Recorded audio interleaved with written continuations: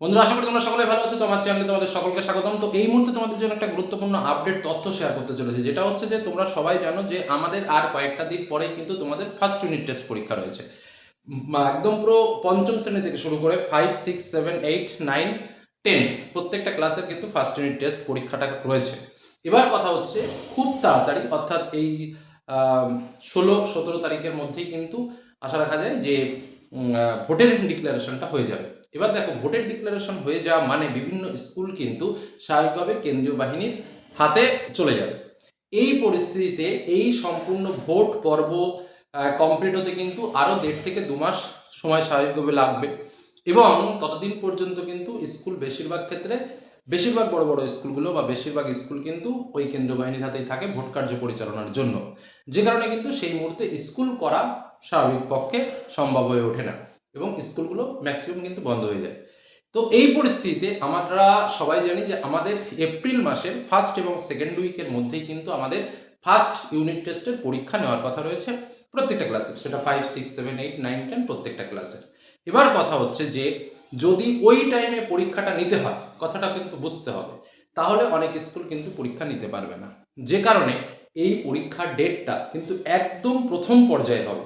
তোমরা সবাই স্কুলের সঙ্গে যোগাযোগ রাখবে, প্রয়োজনে স্কুলের শিক্ষকদের সঙ্গে কথা বলবে, স্যার আমাদের ফার্স্ট ইউনিট টেস্টটা কখন হতে পারে, বা অ্যাপ্রোপ্রিয়েট ডেট অ্যান্ড টাইম। এমনকি ওই পরীক্ষার টাইমটা যে পাল্টিয়ে 1 সপ্তাহ এগিয়ে আসবে না, সেটাও কিন্তু বলা যায় না।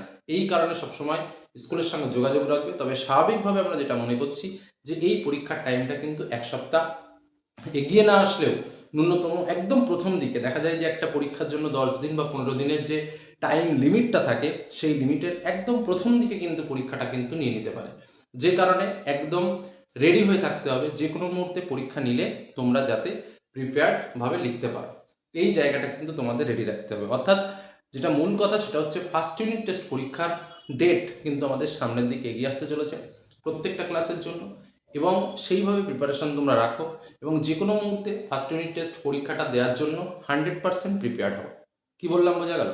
কারণ ভোটের ডিক্লারেশন হওয়ার সঙ্গে সঙ্গেই কিন্তু বিভিন্ন স্কুল একের পর এক কবজা হয়ে যাবে। শুধুমাত্র তাই নয়, শিক্ষকদেরও বিভিন্ন প্রকার ট্রেনিং খুব দ্রুত গতিতে এটা চলবে, এবং স্কুলে শিক্ষক তুলনামূলকভাবে কমতে শুরু করবে, বিভিন্ন প্রশাসনিক কাজের সঙ্গে তারাও জুড়ে যাবে, যেক্ষেত্রে কিন্তু পড়াশোনার উপর একটা এফেক্ট আসবে। এবং এই কারণেই বলছি, নিজেদের জায়গা, তোমরা তোমাদের জায়গাটা ঠিক রাখো। সে পরীক্ষাটা একদম প্রথম দিকে হলেও যাতে কোনো রকম কোনো সমস্যা না হয় সেই বিষয়ে লক্ষ্য রাখো। আর মাধ্যমিকদের জন্য স্পেশাল সাজেশন কিন্তু ইতিমধ্যে শেয়ার করছি তোমাদের জন্য।